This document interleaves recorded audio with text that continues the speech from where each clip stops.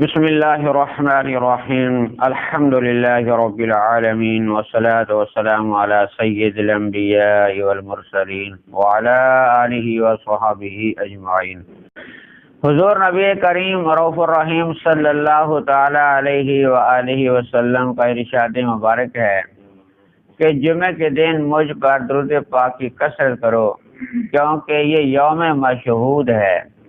اس روز فرشتے حاضر ہوتے ہیں اور تم میں سے جب کوئی درود پاک پڑھتا ہے، اس کے درود پاک پڑھنے سے فارغ ہونے سے پہلے ہی اس کا درود پاک میری دربار میں پہنچ جاتا ہے۔ تو اس لیے ہمیں ضرور جمعہ کے دن کثرت سے درود السلام پڑھنا چاہیے۔ اصول و برکت ایک دفعہ درود شریف پڑھ لیجیے۔ اللہم صلی علی سیدنا و مولانا محمد وعلی آل سیدنا محمد مبارک وسلم صلی علیہ۔ اللہ رب العالمین نے قرآن مجید فرقان حمید میں ارشاد مبارک فرمایا، قالوا ادع لنا ربك يبين لنا ما لونها قال انه يقول انها بقرة صفراء فاقع لونها تسر الناظرين۔ قالوا ادع لنا ربك يبين لنا ما هي ان البقرة تشابه علينا وَإِنَّا إِن شَاءَ اللَّهُ لَمُهْتَدُونَ۔ اللہ کریم کا یہ ارشاد مبارک ہے، انہوں نے کہا حضرت موسیٰ علیہ السلام سے، آپ اپنے رب سے دعا کیجئے کہ وہ ہمیں بتا دے اس گائے کا رنگ کیسا ہونا چاہیے۔ فرمایا کہ اللہ کریم ارشاد فرماتا ہے کہ وہ پیلے رنگ کی گائے ہے جس کا رنگ بہت گہرا ہے، وہ گائے دیکھنے والوں کو خوشی دیتی ہے۔ انہوں نے کہا آپ اپنے رب سے دعا کیجئے کہ ہمارے لیے واضح طور پر بیان کر دے کہ وہ گائے کیسی ہے، کیونکہ بے شک گائے ہم پر مشتبہ ہو گئی ہے، اور اگر اللہ تعالیٰ چاہے گا تو یقیناً ہم راہ پا لیں گے۔ تو اللہ تبارک و تعالیٰ نے یہاں بنی اسرائیل کے سوال و جواب کا ارشاد فرمایا ہے کہ وہ بنی اسرائیل کو اللہ تعالیٰ نے گائے ذبح کرنے کے بارے میں ارشاد فرمایا تھا، تو انہوں نے پھر اللہ کریم کی بارگاہ میں سوال و جواب شروع کر دیے کہ وہ گائے کیسی ہونی چاہیے، اس کا رنگ کیسا ہونا چاہیے، اس کی عمر کیسی ہونی چاہیے۔ تو اللہ رب العالمین نے ساری باتیں پھر وضاحت ارشاد فرمائیں۔ حضور نبی کریم صلی اللہ علیہ وآلہ وسلم کا تو ارشاد مبارک ہے کہ جب اللہ کریم نے یہ ارشاد فرمایا تھا کہ گائے ذبح کرو، وہ کوئی بھی گائے ذبح کر دیتے تو ان کے لیے آسانی ہو جاتی، وہ گائے ذبح ہو جاتی، لیکن انہوں نے سوال و جواب کر کے اپنے اوپر سختی کر لی تھی۔ تو بار بار سوال کرنے سے یہ ہمیشہ سختی ہو جاتی ہے۔ اس طرح جب اللہ تعالیٰ کا حکم ہو، انسان کو فوراً قبول کر لینا چاہیے کہ اس کے اندر اگر انسان تاخیر کرتا ہے یا ہیل و حجت کرتا ہے تو پھر سختی کا اندیشہ رہ جاتا ہے۔ جیسا کہ ایک اور حدیث مبارکہ ہے کہ نبی کریم صلی اللہ علیہ وآلہ وسلم نے حج کے بارے میں ارشاد فرمایا کہ تم پر حج فرض ہے۔ ایک صحابی کھڑا ہوا، عرض کیا سرکار کیا ہر سال حج فرض ہے؟ حضور علیہ السلام خاموش رہے۔ پھر دوسری دفعہ پھر اس نے عرض کیا سرکار کیا حج ہر سال فرض ہے؟ پھر بھی آپ خاموش رہے۔ تیسری دفعہ پھر اس نے سوال وہی کر دیا۔ تو حضور علیہ السلام نے ارشاد فرمایا جب تک تمہیں کوئی حکم نہ ہو آگے سے سوال نہ کیا کرو۔ اگر میں ہاں کہہ دیتا کہ ہاں ہر سال حج فرض ہے تو تم پر ہر سال حج فرض ہو جانا تھا۔ یہ تو اللہ اس کے رسول کی مرضی ہے کہ اللہ رب العالمین کی بارگاہ میں جب تم سوال کرو گے تو پھر اس سوال میں اور سختی آ جاتی ہے۔ اس لیے اگر میں کہہ دیتا کہ ہر سال حج فرض ہے تو میں پر ہر سال حج فرض ہو جاتا، لیکن زندگی میں ایک بار صرف فرض ہے، اس لیے میں چاہتا ہوں کہ تم پر کوئی مشقت نہ ہو، دشواری نہ ہو، تاکہ آسانی سے تم حج کر سکو۔ اس لیے جب اللہ کے رسول کے حکم میں کوئی آدمی ہیل و حجت کرتا ہے، سوال و جواب کرتا رہتا ہے، پھر اس کے اوپر سختی آنی شروع ہو جاتی ہے۔ تو یہ اللہ رب العالمین نے ان کو فرمایا گائے ذبح کرنے کے بارے میں، تو وہ گائے جو تھی وہ ذبح کرنا چاہتے تھے، اب اللہ تعالیٰ کا حکم تھا، تو بلکہ حضرت ابن عباس رضی اللہ تعالیٰ عنہ فرماتے ہیں کہ وہ لوگ جو تھے بنی اسرائیل والے 40 سال تک کے سوال و جواب میں ہی اور گاہ کی تلاش میں پھرتے رہے کہ اب ہم، یعنی ان کا خیال یہ نہیں تھا کہ ہم ذبح کریں، لیکن اللہ رب العالمین کے حکم کے سامنے کسی کی کیا جرأت ہے کہ دم مار سکے۔ آخر کار ان کو گائے ذبح کرنی پڑی، تو پھر وہ گائے ان کو ملی کہاں سے؟ وہ ایک نیک آدمی تھا جس کا کل بھی آپ نے ذکر سنا ہے کہ اس کا بیٹا ایک جوان ہو رہا تھا، ابھی جوان نہیں ہوا تھا، جوان ہو ہی رہا تھا۔ اس نے ایک دکان بنائی ہوئی تھی، اپنے والدین کا بڑا فرما بردار تھا۔ تو اس کے والد بڑے بوڑھے تھے، ان کو اللہ تعالیٰ نے ایک گائے کی بچی عطا فرمائی تھی۔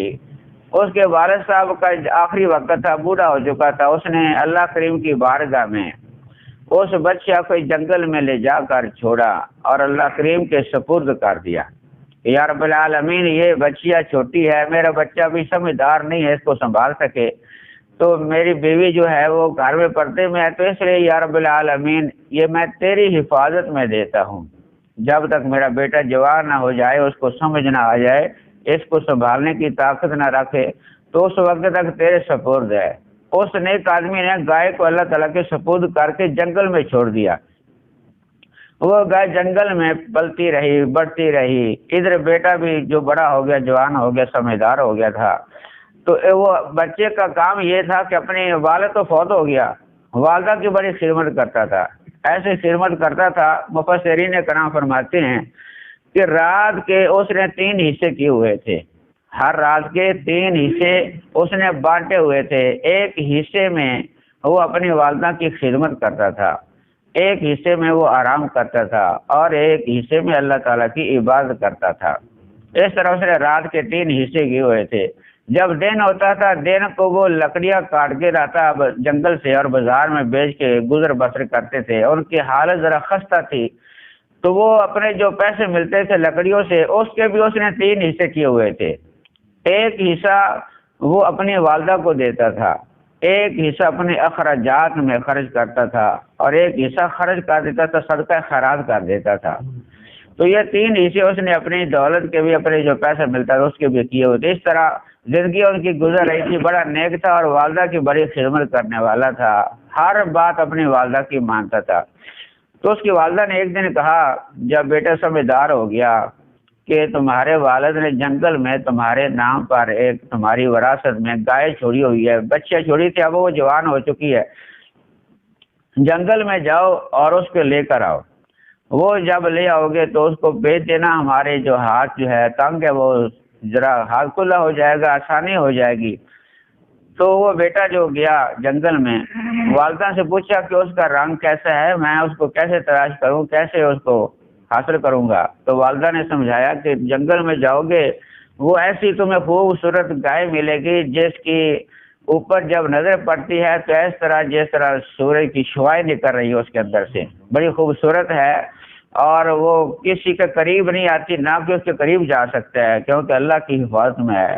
جب تم اس کو دیکھو تو اس کو یہ کہنا ہے، تمہیں حضرت موسیٰ علیہ السلام، حضرت ہارون علیہ السلام، حضرت یعقوب علیہ السلام کے رب کا واسطہ ہے کہ تم میرے پاس آیا، جب تم یہ کہو گے تو وہ تمہیں مل جائے گی۔ والدہ کی نصیحت کے مطابق وہ بیٹا جاتا ہے، جا کے دیکھتا ہے گائے واقعی ایک ملتی ہے، بڑی خوبصورت ہوتی ہے۔ پہلے وہ کسی جانور کے قریب بھی نہیں آ سکتی، نہ کوئی بندہ اس کے قریب جا سکتا ہے، کیونکہ اللہ تعالیٰ کی حفاظت میں ہوتی ہے۔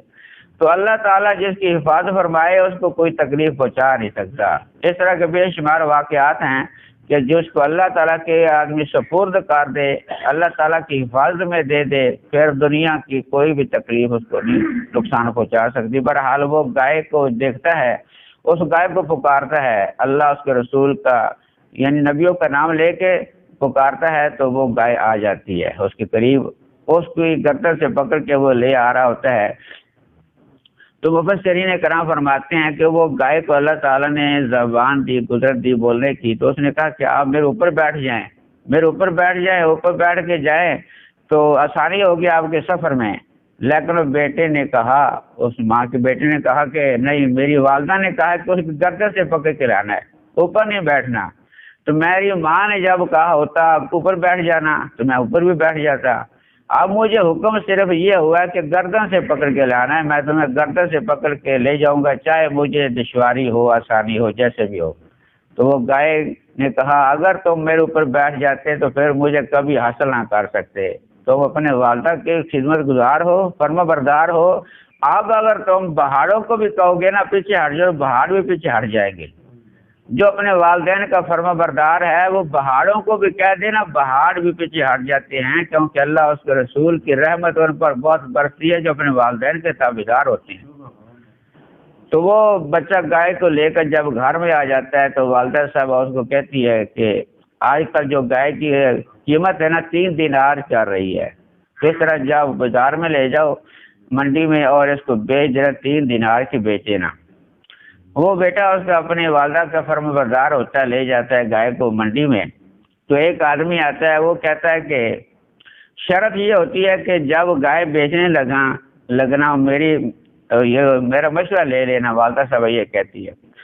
وہ بیٹا جب منڈی میں جاتا ہے، ایک آدمی آتا ہے، کہتا ہے ابھی کتنے کی بیچنی ہے؟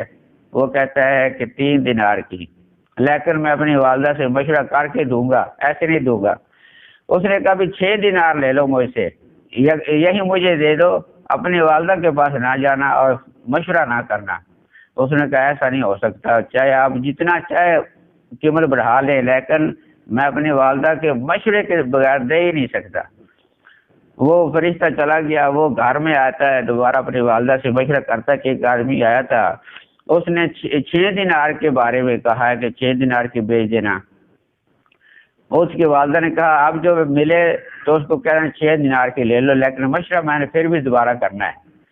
دوسرے دن گئے تو وہ آدمی دوبارہ آیا تو اس نے کہا بھی ہاں کتنے کی بیچنی ہے؟ اس نے کہا 6 دینار کی، تو لیکن مشورہ میں اپنی والدہ سے ضرور کروں گا۔ اس نے کہا 12 دینار لے لو لیکن مشورہ نہ کرو۔ اس نے کہا یہ نہیں ہو سکتا، میں بیچوں بغیر مشورے کے اپنی والدہ کے، اپنی والدہ سے مشورہ تو ضرور کرنا ہے۔ اس نے کہا پھر میں نہیں خریدتا، مشورہ کرو گے تو۔ پھر وہ چلا جاتا ہے، دوسرے دن اپنے گھر آ کے کہتا ہے کہ 6 دینار کی بجائے 12 دینار دے رہا تھا، لیکن کہتا ہے کہ والدہ سے مشورہ نہ کرو۔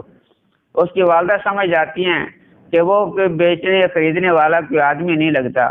اس نے اپنی والدہ کی بات کو سنا اور کہا، والدہ اس کی کہہ رہی تھی بیٹا اب جب تمہارے پاس آئے نا اس سے یہ پوچھنا ہے کہ اس کو ہم بیچیں یا نہ بیچیں، کیا اس کا حکم ہے، کیونکہ وہ آدمی نہیں ہے، وہ فرشتہ ہے، اصل میں تمہیں روک رہا ہے بیچنے سے۔ تیسرے دن جب جاتا ہے تو وہ آدمی آتا ہے، کہتے ہیں اس نے کہا کتنے کی بیچتی ہے؟ اس نے کہا 12 دینار کی۔ اس نے کہا بھی میں 24 دینار دیتا ہوں لیکن مشورہ نہیں کرنا۔ اس نے کہا بھی آپ اس طرح بتائیں کہ اس گائے کے بارے میں کیا حکم ہے، ہم بیچیں یا نہ بیچیں؟ اس نے کہا اس کو نہ بیچو، اس کو نہ ابھی بیچو کیونکہ اس کا وقت ابھی آنے والا ہے، حضرت موسیٰ علیہ السلام ایک قوم کو لے کر آئیں گے تمہارے پاس، اس گائے کو بیچنا ہے اس کے وزن کے مطابق سونے میں، اس کو ایسے نہیں بیچ دینا۔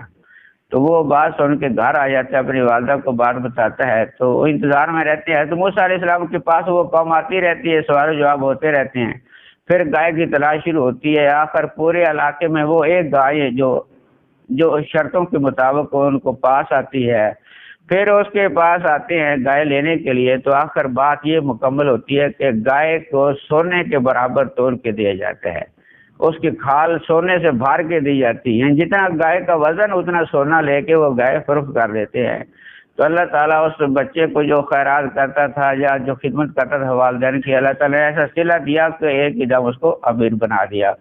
تو بہرحال اللہ رب العالمین کے راستے میں جب انسان چلتا ہے مشقتوں کے بعد اللہ رب العالمین آسانی بھی پیدا فرماتا ہے۔ تو اس وقت انہوں نے گائے وہ ذبح کر دی، گائے ذبح کر کے اس کا گوشت جب اس مردے کو لگایا گیا وہ زندہ ہو گیا۔ زندہ جب ہوا تو اس نے بتا دیا کہ مجھے میرے بھتیجے نے قتل کیا تھا۔ جب اس کو بتایا اس نے بتا کے اتنی بات کر کے دوبارہ پھر مر گیا۔ تو اللہ رب العالمین کی یہ قدرت تھی۔ اثر گائے ذبح کرانے کا مقصد ایک تو یہ تھا کہ ان کے دلوں میں گائے کی محبت ختم ہو جائے، اور دوسرا اللہ رب العالمین نیک بندے کی جو پہچان ہے، نیکوں کی جو عزت مرتبہ ہے، اللہ کریم وہ بھی دکھانا چاہتا تھا۔ تو اس لیے جو اپنے والدین کا فرما بردار ہوتا ہے ان کو کتنی اللہ تعالیٰ عزت فرماتا ہے۔ تو اس سے یہ پتہ چلتا ہے اللہ رب العالمین اس واقعہ سے جو ہمیں درس دیا ہے، اس واقعہ سے بے شمار باتیں نکلتی ہیں۔ اگر دیکھا جائے تو انسان کو اپنے ماں باپ کی خدمت کرنی چاہیے، والدین کا اطاعت فرما بردار کرنے والا آدمی ہمیشہ عزت پاتا رہتا ہے، اور اس کے اندر اور بھی بے شمار حکمتیں ہیں۔ تو دعا ہے اللہ رب العالمین کی بارگاہ میں کہ اللہ تعالی ہمیں بھی اپنے ہر حکم کی تابعداری نصیب فرمائے اور عمل کرنے کی توفیق دے۔ افضل